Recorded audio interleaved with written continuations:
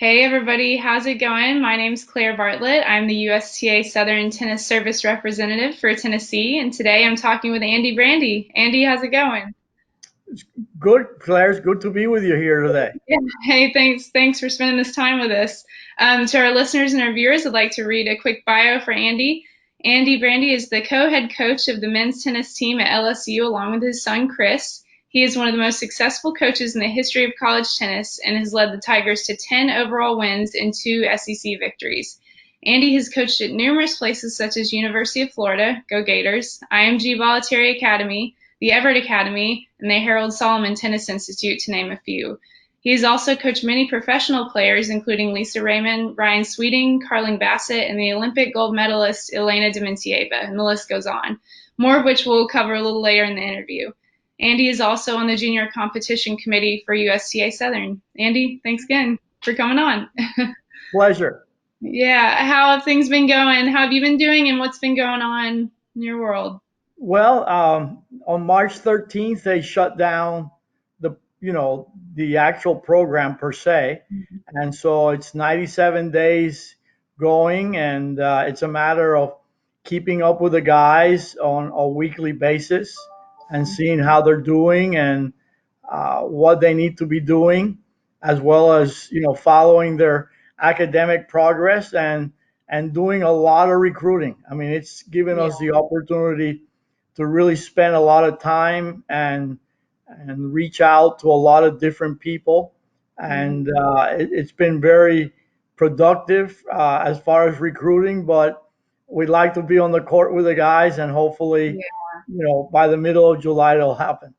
Yeah, I hope so. Well, have you been talking with your colleagues like at other schools? Has it been kind of the same for them? Like, has it been Yeah, everybody's under the same umbrella. yeah. We can't really have any recruits on campus Right. or go out and recruit until after July 31st, as of right now.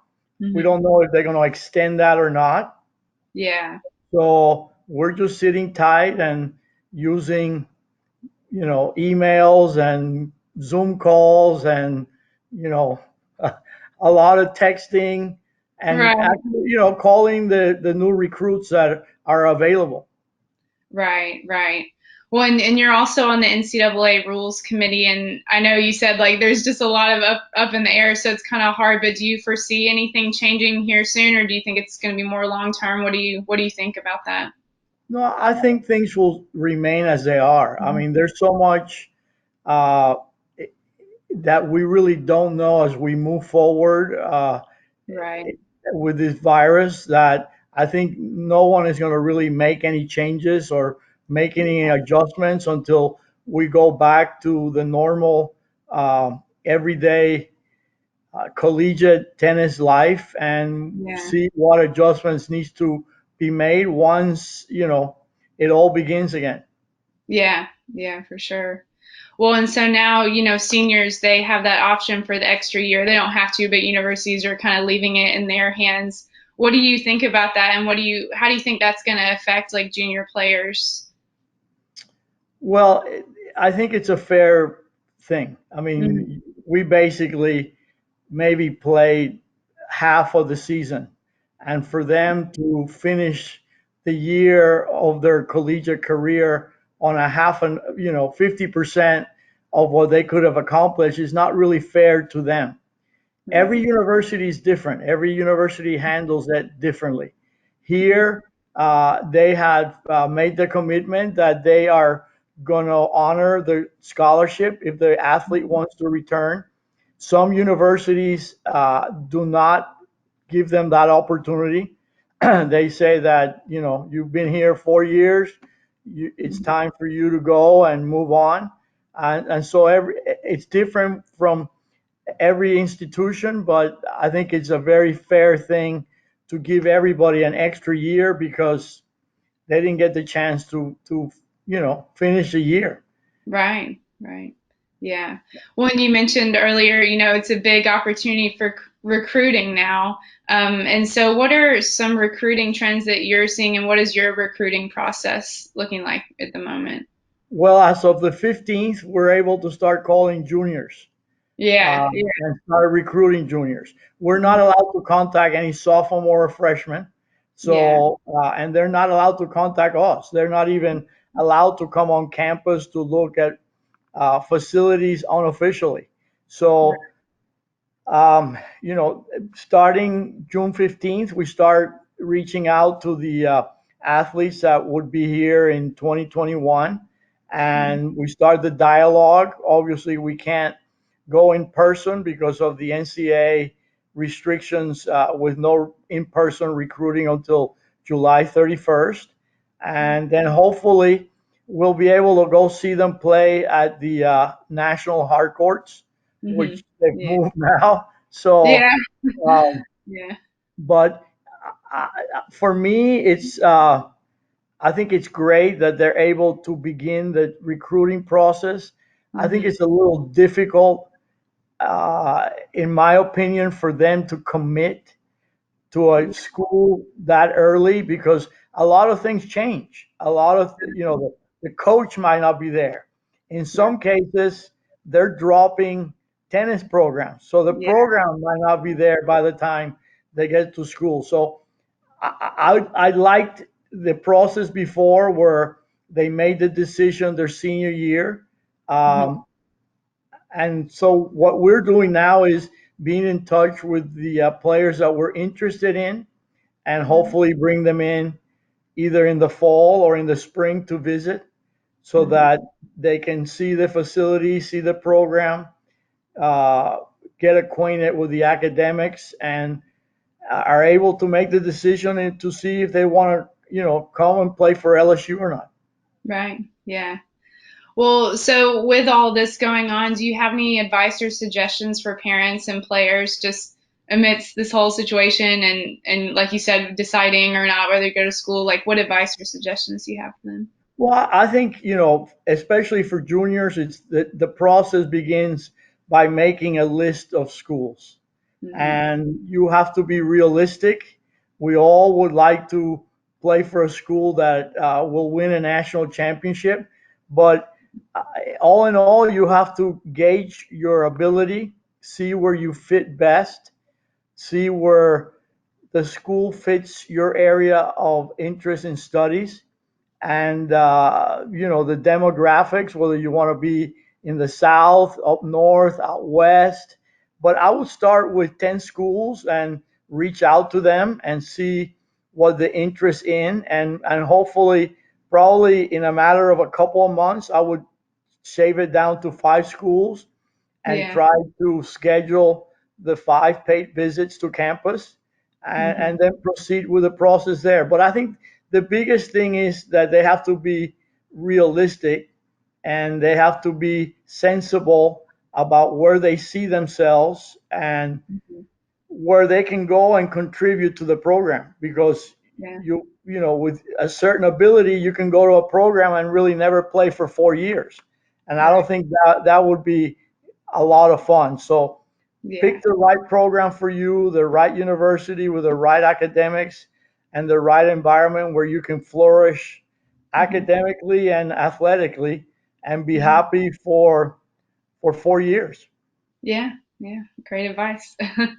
Well, we'll shift gears a little bit here. So, like I mentioned in your bio, you're one of the most successful college coaches ever, and it's huge. And I just wanted, and I know the listeners are interested just in your, insight into your coaching philosophy and, what you really try to instill in your players when you're working with them. Well, I'm work ethic is something that has always followed me all my life in every facet of coaching that I've been in. So I spend a lot of time with the players on the court.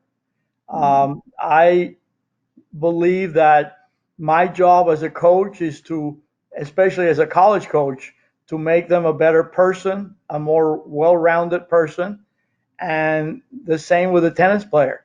I need to Yeah. make them a better, well-rounded tennis player and a better tennis player in the long run. But uh, you have to address them as an individual outside the court, and then basically understand that it's totally different when they're inside the court. And Mhm. get some insight from them as to what they think and what areas they feel they need help and reinforcement in. But all in all, I think the one thing that it's always followed me is my work ethic, and it's carried on to the people that I'm around, and Mhm. they become very hardworking on and off the court. So they've been Yeah, very successful on and off the court. it's awesome. Great. Well, so, and I know this next question might be a little tough because I'm sure you have many, but what are some memorable tennis moments that really stand out to you, in your playing career and your professional career? Well, I don't have many in my playing professional career. I can say that. The better memories have always been coaching. Uh, Hmm. Obviously, starting with Kathy Rinaldi, the many years that I spent with her, seeing her in the semis of Wimbledon, Yeah. uh, obviously seeing Lisa Raymond win multiple doubles Grand Slams and reaching a career high of 12. Um, been very fortunate to work with a lot of very good tennis players. Mhm. I'll never forget the text that I got from Elena Dementieva when she won the Olympics, and it just said one word: gold.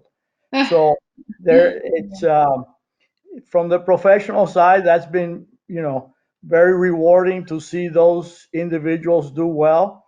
Mhm. Collegiately, I think the first NCAA title when I was at the University of Florida after many years was very instrumental in the development and the success of that program. Yeah. So that in itself was very memorable. The Triple Crown at Florida State Hmm. when we had a good crowd there. And I don't know if you're familiar with Running Man in Gainesville. There was It sounds familiar. I'm not sure I know though. No. it was this guy that used to run all day long, Oh wow. and Okay. he was like our lucky charm. So when we got to the finals, we had somebody drive him up to Tallahassee so he could be there for the match. Oh my So, gosh, that's so so that cool. was that was a lot of fun. But Yeah. I would say the first NCAA title at Stanford, and Mhm. of course the Triple Crown at FSU. And the last thing I think in college was seeing all the individual NCAA titles that came with all the great players that were there. Watching Yeah. Hallie Trophy and Sean Stafford play each other in the Mhm. finals of the singles at UCLA. Um, and so I think in itself, there's a lot of memories. Mhm. And I was very fortunate to have coached a lot of good players that did very well, whether Yeah. I was with them or not. And so you're only as good as your players. Yeah, that's great.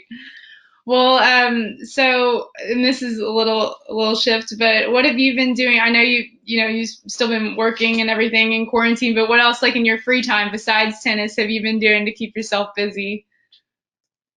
I've been spending a lot of time with fitness, to be With honest with fitness. you. Yeah. I'm Yeah. learning, and I'm learning French. Oh, So okay. as Awesome. of about 3 weeks ago, I decided I wanted to. I can speak broken French, but I wanted to become very where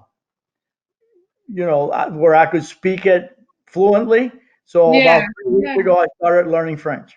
Oh, that's great. Are you using Duolingo? Have you heard of that or? I've heard that. I'm using Babbel. Oh, okay. Okay. Oh, that's So exciting. That's really cool.